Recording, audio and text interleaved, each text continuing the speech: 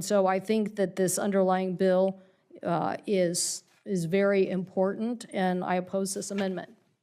Yes, Senator Vance. Madam Chair, I just want to address a couple of points that Senator Thune made, and I appreciate his engagement on this issue. But so first, this question of the unlimited money that's allegedly going to the commuter rail system, it's in fact $50 million per year, $250 million over 5 years that's going to commuter rails. And we put this provision in, frankly, as a concession to some of the people operating these rails, because while we're encouraging them to put hotbox detectors that will help prevent future East Palestines from happening, we thought it was important to actually reimburse them for the cost of doing it. We're not just sending money to the commuter rail system, we're paying the operators of these systems to install the hotbox detectors that we're requiring them to operate. And again, that's a critical component of identifying these defects before they actually cause the type of crash that happened in East Palestine. That's the first point that I want to make. The second point I want to make is you know, as Senator Thune points out, look, I agree with Senator Thune on the importance of protecting all of our agricultural shippers in our communities, the fertilizers, all of the materials, the raw materials that go into growing Americans' food. It's an important part. It's why we've tried to design this legislation in a way that minimizes the harm on those groups so that we don't have increased food costs and we don't have massive problems related to our supply chain.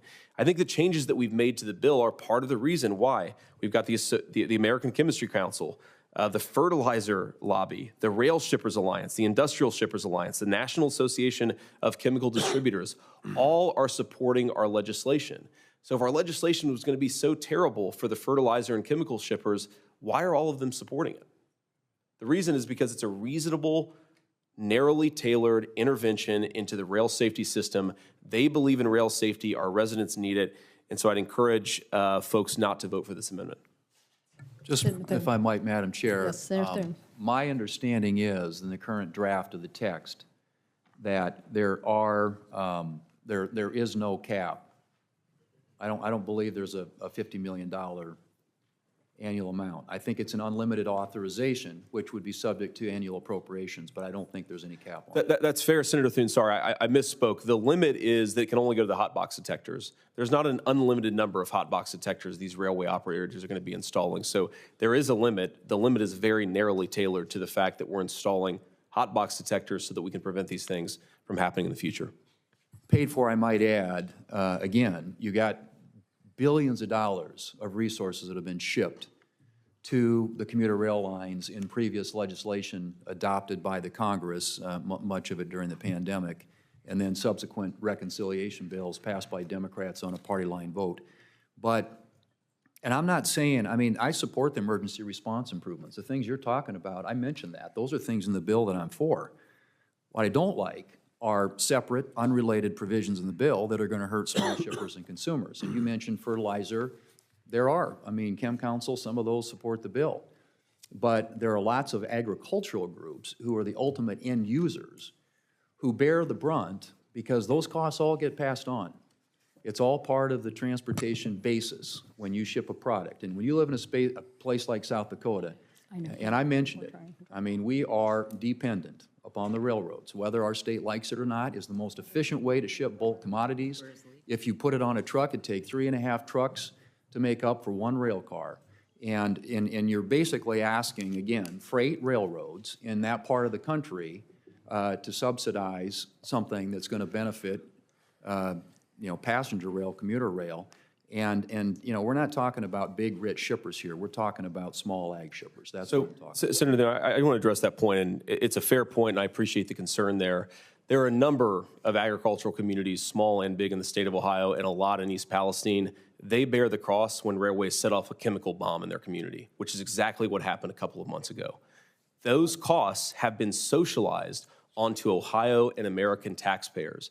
The question is not whether the money's out there. The money is being spent to pick up the burden and to pay for the cleanup of these rail failures. What I'm suggesting is, instead of socializing onto the Ohio and American taxpayers, let's put it on the railways where most of the onus of this is. Look, I'd be fine if we wanted to strip this provision out and actually just provide a full mandate that these railways install hotbox detectors every 10 miles. We took that provision out and provided the subsidy instead as a concession to the railway operators.